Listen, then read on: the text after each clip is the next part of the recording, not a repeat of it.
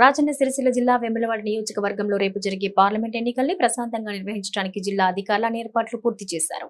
1500 మంది పోలీసులతో పాటు కేంద్ర బలగాలతో భారీ బందోబస్తు పోలింగ్ కేంద్రాల వద్ద ఏర్పాటు చేశారు. నియోజకవర్గంలో 318 పోలింగ్ ప్రాంతాలుండగా 560 పోలింగ్ కేంద్రాలు ఏర్పాటు చేయగా అందులో 48 సమస్యాత్మక ప్రాంతాలుగా 58 సమస్యాత్మక పోలింగ్ కేంద్రాలుగా గుర్తించినట్లు జిల్లా ఎస్పీ అఖిల్ మహాజన్ తెలిపారు. వెములవాడ పట్టణంలోని ప్రభుత్వ జూనియర్ కళాశాల నుంచి పోలింగ్ సామాగ్రితో పోలింగ్ సిబ్బంది వెళ్తున్నారు.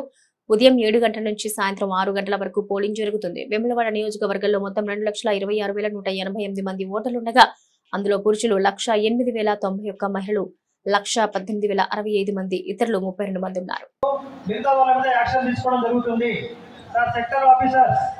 ప్రతి ఒక్కరు details, no numbers, only numbers కాదు.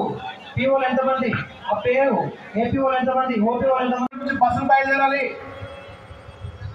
మీరు సెక్టర్ ఆఫీస్ స్పాట్ లేనటువంటి వాళ్ళ వచ్చి అలాట్ చేసుకోండి.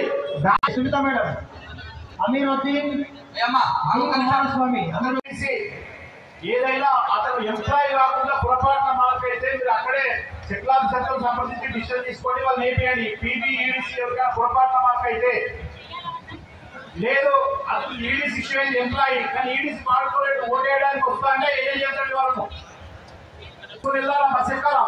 సెక్టర్ 1 బస్ వచ్చింది, డిస్పాచ్ అవ్వండి.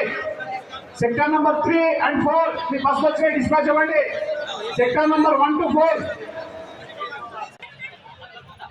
నక్కల కిషారెడ్డి ఎవరు? నక్కల కిషారెడ్డి పిఓ కిషారెడ్డి నక్కల ఇదండి.